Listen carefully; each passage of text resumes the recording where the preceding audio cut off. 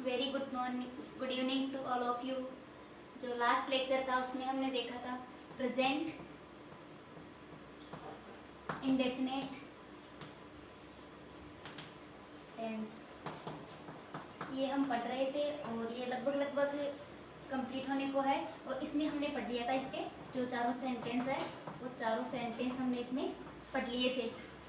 But जो पढ़े थे वो अफर्मेटिव, नेगेटिव, इंटरोगेटिव और इंटरोगेटिव नेगेटिव में ये जो चारों सेंटेंस हम नहीं पढ़ लिए। लेकिन जो आपका इंटरोगेटिव सेंटेंस है और इंटरोगेटिव नेगेटिव सेंटेंस है, इन जो ये दोनों सेंटेंस है इनमें क्वेश्चन दो प्रकार से बनते हैं। एक पहला हेल्पिंग वर्ब से स्टार्ट होकर कोई क्वेश्चन बनता है, तो सेंटेंस में क्वेश्चन बनाता है। और दूसरा WH वर्ड से स्टार्ट होकर और फिर क्वेश्चन बनाता है। तो हमने इसमें हेल्पिंग वर्ब से स्टार्ट होने वाली जो सेंटेंस है उनका तो पढ़ लिया है, जो इंटरोगेटिव और इंटरोगेटिव नेगेटिव सेंटेंस है वो। बट हमने कौन सा नहीं पढ़ा अभी तक? WH वर्ड से स्टार्ट होकर कैसे कोई वाक्य है वो इंटरोगेटिव और इंटरोगेटिव सेंटेंस बनाता है। तो आज हम अभी यही पढ़ने वाले हैं, तो ध्यान से देखिएगा।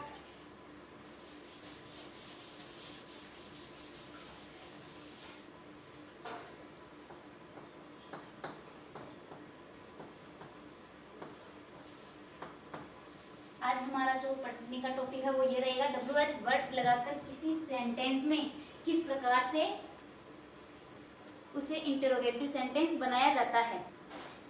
अब आप पूछेंगे कि ये WH वर्ड क्या है और इसे हम किन परिस्थिति में लगाएंगे और कैसे लगाएंगे, क्या है ये चीज।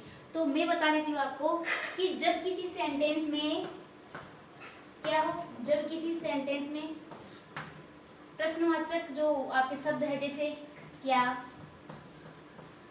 कौन, कब, कहाँ, कैसे, क्यों,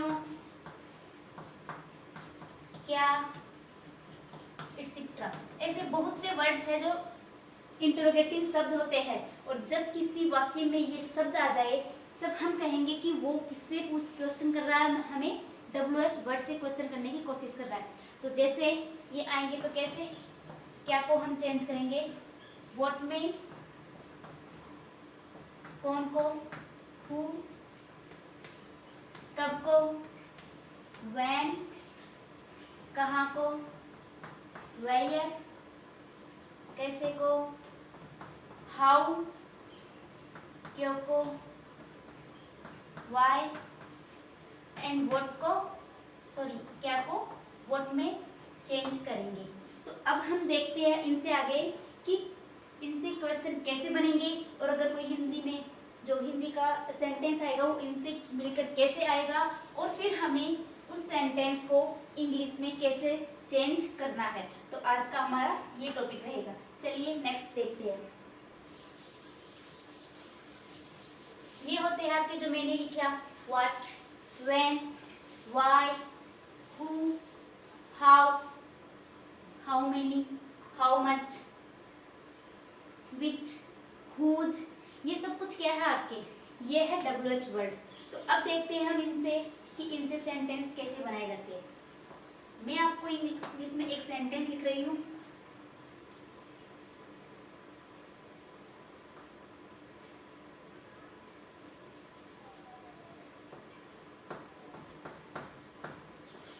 श्याम रोजाना रेलवे स्टेशन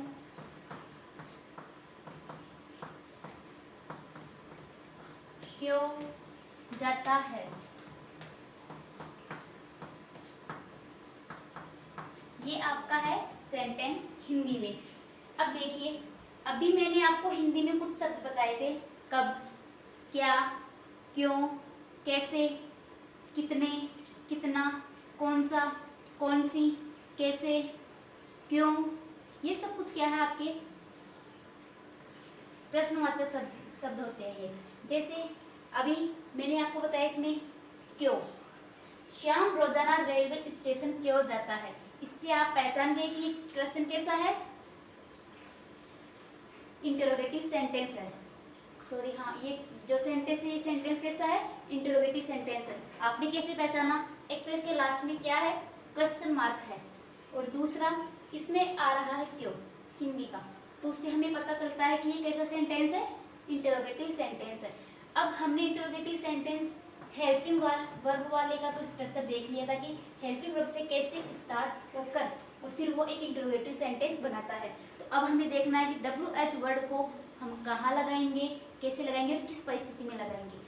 अभी आपको पता होना चाहिए, मैंने अभी कुछ शब्द लिखवाकर उनका इंग्लिश में ट्रांसलेट भी किया है आपको, तो वो आपको याद होने चाहिए। जैसे इसमें आया है क्यों, तो अब आपको ये पता होना चाहिए, बिल्कुल पता होना चाहिए कि क्यों को इंग्लिश में क्या कहेंगे। मैंने लिखवाया था भी वाई, तो इस प्रकार आपको ये याद होना चाहिए, तभी आप इसमें ट्रांसलेट कर पाओगे। तो देखते हैं इसका स्ट्रक्चर क्या होता है। जो हेल्पिंग वर्ब से स्टार्ट होने वाले थे उनका क्या होता है? उनका होता है हेल्पिंग वर्ब प्लस सब हेल्पिंग वर्ब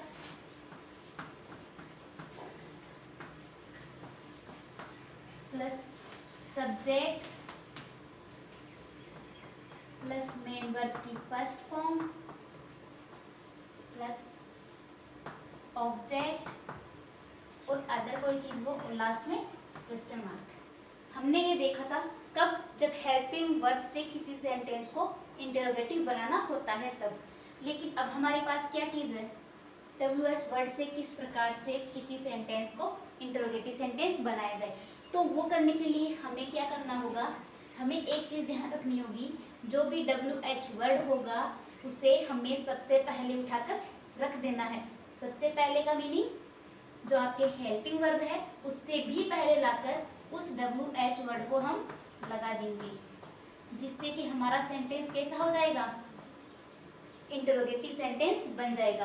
तो देखते हैं इस फॉर्मूले में हम ये जो है इसे फिट करते हैं, कैसे होता है। इसमें WH वर्ड लाओ। WH वर्ड क्या है? इसमें क्यों WH वर्ड है आपके, तो क्यों का इंग्लिश में ट्रांसलेशन क्या होगा? वाई। अब हेल्पिंग वर्ब लानी है हमें। हेल्पिंग वर्ब हमें पता है कि प्रेजेंट इंडेफिनिट टेंस में क्या होती है? Do and does. अब हमें डू और डज में से भी किसी एक को लेना है, तो उन्हें लेने के लिए हमें क्या करना होगा? पहले सब्जेक्ट को आइडेंटिफाई करना होगा कि सब्जेक्ट आपका सिंगुलर है या प्लूरल है, क्योंकि आपको पता है कि जब सब्जेक्ट सिंगुलर हो तब तो आता है आपके डज, और जब सब्जेक्ट प्लूरल हो तब क्या आएगा? डू। तो देखते हैं सेंटेंस में जो सब्जेक्ट है वो सिंगुलर है या प्लूरल। तो श्याम, श्याम क्या है? आपके सब्जेक्ट है, और इसे देखिए श्याम कैसा है? सिंगुलर है, और सिंगुलर के साथ में क्या लगाया जाता है, या सिंगुलर के साथ में कौन सी हेल्पिंग वर्ब आती है? डज। तो ये तो यहाँ तक तो हमने इसे कर लिया है। अब हमें लाना है सब्जेक्ट। सब्जेक्ट क्या है इसमें? श्याम। Why does Shyam. अब क्या लाना है हमें? Main verb. मेन वर्ब क्या है इसमें? जाना, जाता है। ये क्या हो गई आपके?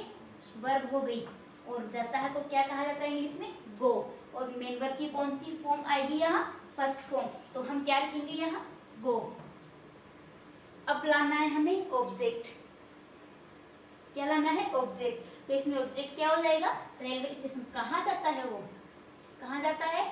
Railway station.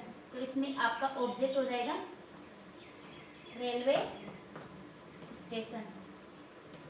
लेकिन मैंने आपको जो लास्ट लेक्चर था उसमें भी एक चीज बताई थी कि जाने के अर्थ में हमें क्या लगाना होता है? टू। तो गो टू रेलवे स्टेशन। अब एक चीज जो अदर रह गई इसमें क्या है? दिल्ली। तो लास्ट में क्वेश्चन मार्क। देख लीजिए कितना इजी है। बस हमें क्या याद होना चाहिए? इनका स्ट्रक्चर याद होना चाहिए कि स्ट्रक्चर कैसा है।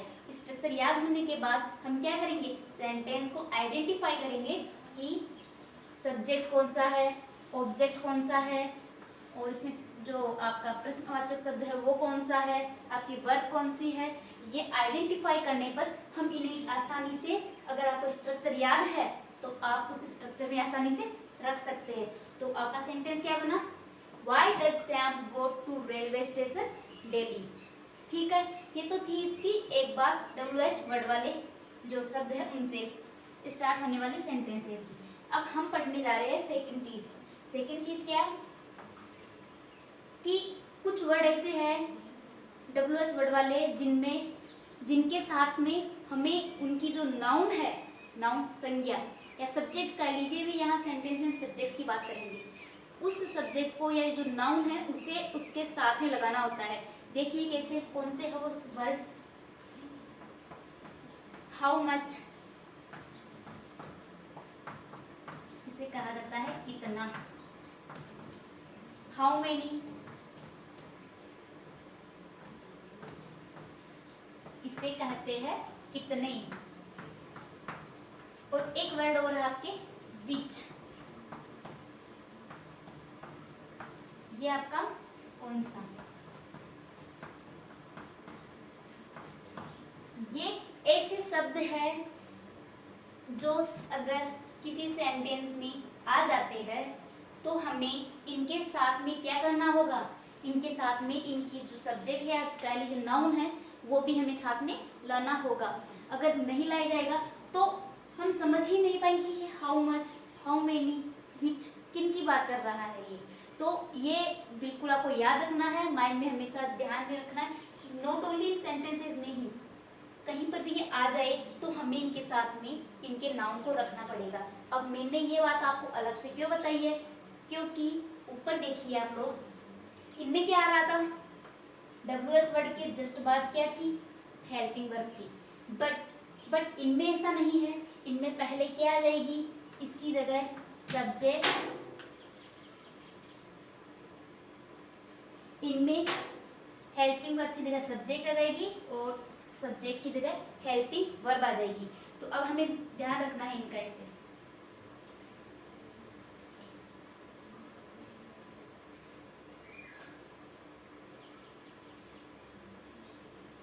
तो अब देखते हैं आगे एग्जाम्पल। मैंने आपको ये समझा दिया है, ये 3 वर्ड ऐसे हैं जिनके साथ में हमें क्या करना होगा, नाउन भी साथ में लाना होगा।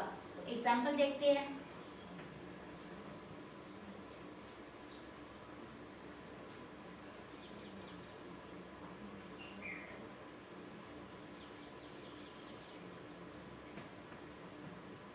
तुम कितनी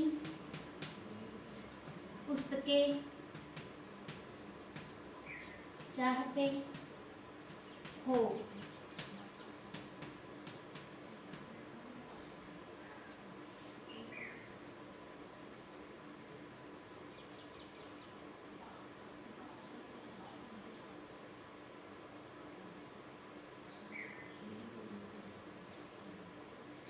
तो तुम कितनी पुस्तकें चाहते हो, ये एक आपका क्या है, सेंटेंस है।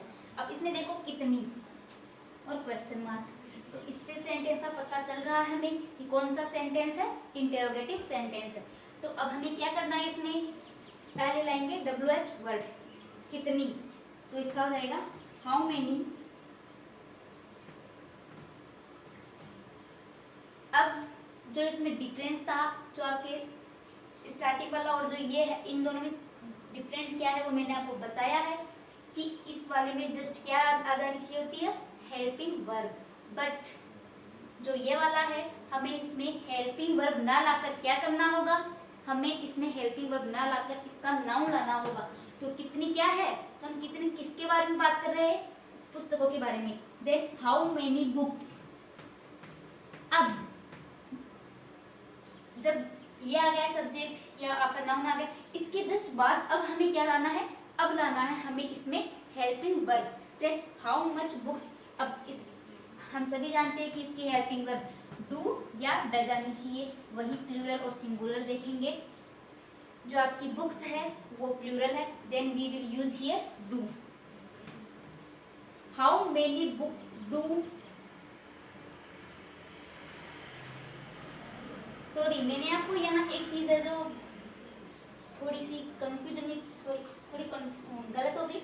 यहाँ आपको सब्जेक्ट नहीं लिखना, यहाँ आपको सब्जेक्ट नहीं लिखना, इसके जस्ट बाद हाउ मेनी के बाद यहाँ जो आपका करेक्ट वर्ड होगा वो होगा आपका नाउन।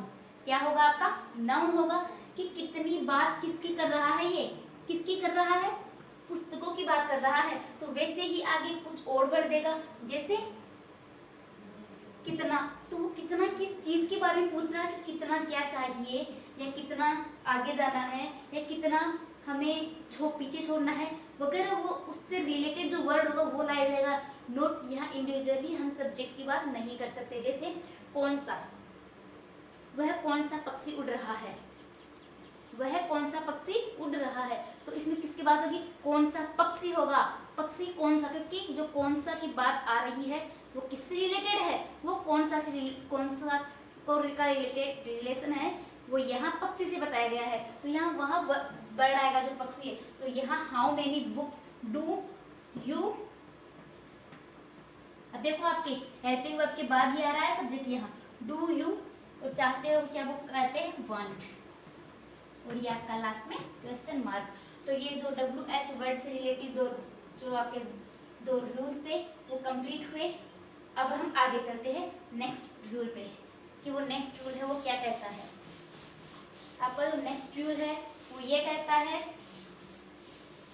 कि हु, मैंने आपको स्टार्टिंग में जब ये बताया WH वर्ड तब बताया मैंने, हु मीन्स कौन, कि जब भी कोई सेंटेंस हु से स्टार्ट हो, आई मीन कौन से स्टार्ट हो, या किसी भी सेंटेंस में कौन आकर प्रश्न करता है, तब हमें उसमें क्या करना होता है कि हु के साथ में हम इंटरोगेटिव सेंटेंस में डू या डज का यूज नहीं करते हैं।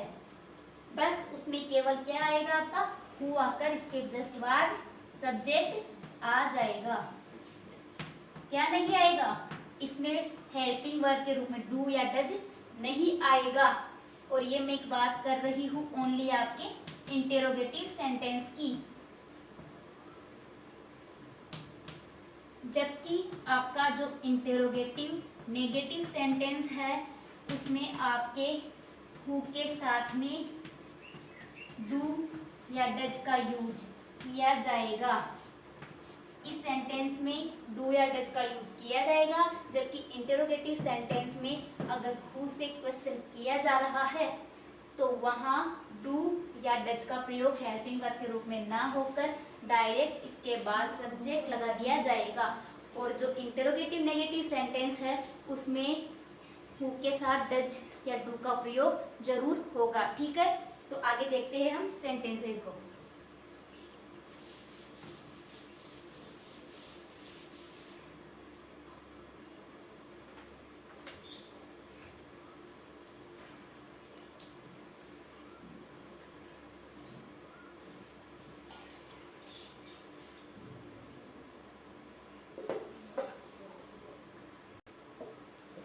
अब देखते हैं हम इनके एग्जाम्पल। तो एग्जाम्पल के रूप में आप और ज्यादा जिसे समझ पाओगे, जैसे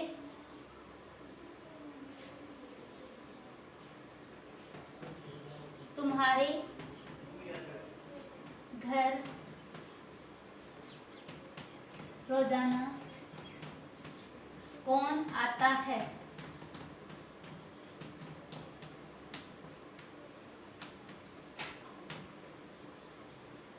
अब इसमें हमने क्या कहा था, WH वर्ड से हो तो हु लाना है, हु। अब मैंने क्या कहा, यहाँ हेल्पिंग वर्ब का यूज नहीं होगा, जो आपके डू या डज है उसका यूज नहीं होगा। तो क्या आ जाएगी इसकी जगह, इसकी जगह आ जाएगी आपके मेन वर्ब। तो इसमें मेन वर्ब या वर्ब क्या है, आता है। आने को क्या कहा जाता है, कम। तो इसमें कम या कम्स, इन दोनों में से कौन आएगा, हमें वो क्या करना है, इसका सब्जेक्ट देखकर पता करना है। तो कौन आता है, अगर यहाँ आते हैं तो हमें पता चलता है कि ये प्लूरल है, बट इसमें क्या है, आता है, तो इससे पता चल रहा है कि ये क्या है, सिंगुलर है। तो हमें यहाँ क्या यूज करना है, वर्ब की फर्स्ट फॉर्म में एस या ES. Then who comes at your house daily. Who comes at your house daily, तो ये आपका सेंटेंस हो गया। और इसमें हमने देखा था कि इसमें आपके क्या नहीं आएगा, क्या नहीं आएगा, इसमें आपके जो आपके हेल्पिंग वर्ब के रूप में डू या डज है वो आपके नहीं आएंगे, बल्कि इनकी जगह क्या आ जाएगा, मेन वर्ब का यूज कर दिया जाएगा। तुम्हारे घर, एट योर होम या यहाँ टू लगा देंगे तो और भी ठीक रहेगा। अब जो आपका नेक्स्ट वाला सेंटेंस था, जो मैंने कहा था कि इंटेरोगेटिव सेंटेंस में ऐसा होगा, लेकिन और फिर बाद में मैंने क्या कहा, इंटेरोगेटिव नेगेटिव सेंटेंस में किसका यूज होगा, जो आपके WH वर्ड है उसके WH वर्ड हु है उसके साथ में हमें हेल्पिंग वर्ब डू या डज लानी होगी। तो देखते हैं इसका example.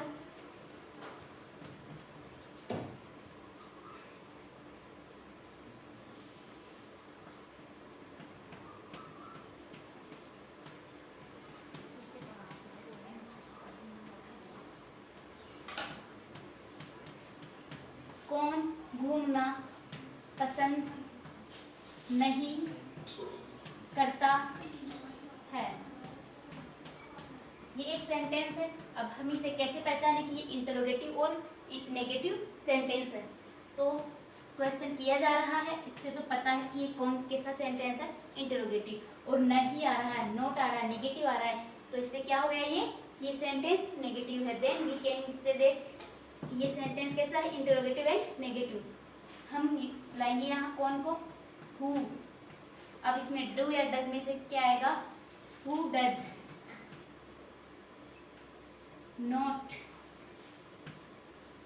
Who does not like to visit. ये आपका सेंटेंस इस प्रकार का बन गया कि कौन घूमना पसंद नहीं करता, who does not like to visit. तो ये आपका सेंटेंस बन गया। अब आगे देखते हैं हम, जो आपके WH वर्ड से जो भी सेंटेंस बनाए जाते हैं वो हमने देख ली। अब एक चीज आती है, आपके माइंड में एक चीज आ रही होगी कि मैंने आपको ये तो बता दिया कि जब भी सेंटेंस में सिंगुलर सब्जेक्ट आए अफर्मेटिव में, तो उसके साथ वर्ब की फर्स्ट फॉर्म के साथ में एस या ईएस का यूज किया जाता है। तो आपके माइंड में एक चीज आ रही होगी, यहाँ एस भी है और ईएस भी है, तो इन दोनों में से किसका यूज करेंगे और कब करेंगे। तो इसके लिए एक नियम है जो आपको याद रखना है, वो क्या है कि जब भी किसी वर्ब के लास्ट में, क्या हो, CHO, SHO, double SO, double ZO, O हो और X हो, इनमें से कुछ भी आए तो उस वर्ब का प्लूरल बनाने के लिए एस या एस जोड़ने के लिए उसे क्या करना होगा हमें, सॉरी प्लूरल नहीं सिंगुलर, उस वर्ब में एस या एस में से क्या लगेगा, ES। जैसे मैं आपको एग्जांपल देकर बताती हूँ, CAT, इसके लास्ट में क्या है, CH है, तो हम क्या लगा देंगे इसमें, ES। जैसे गो है तो यहाँ क्या है, गो, इसे क्या ES जोड़ देंगे। तो जैसे PUSH पुश, तो इसमें क्या जोड़ देंगे, ES जोड़ देंगे। जैसे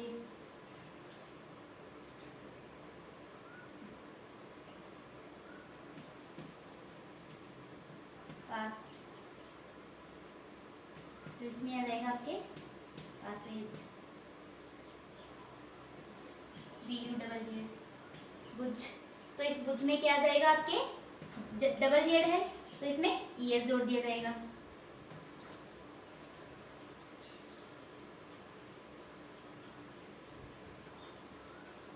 ठीक है, तो अब ये रूल हमेशा याद रखना कि अब जहाँ भी ये आ जाए, ये वर्ड्स लास्ट में किसी सेंटेंस के लास्ट में ये अल्फाबेट आ जाए, तब हमें क्या करना है, वहाँ ES का यूज करना है। और इनके अलावा और कोई आए, इनके अलावा और कोई, जैसे प्ले, तो हमें इसमें क्या करना है, ओनली एस जोड़ देना है, क्योंकि इसके लास्ट में इनमें से कुछ नहीं आ रहा। जैसे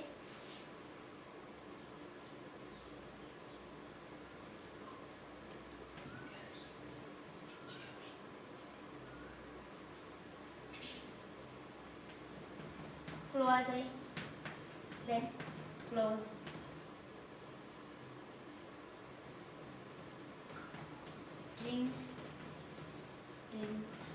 कुछ क्या है, इनके लास्ट में इनमें से कुछ भी नहीं आ रहा, तो हमें क्या लगा देना है, ओनली एस जोड़कर उसे सिंगुलर बना देना है।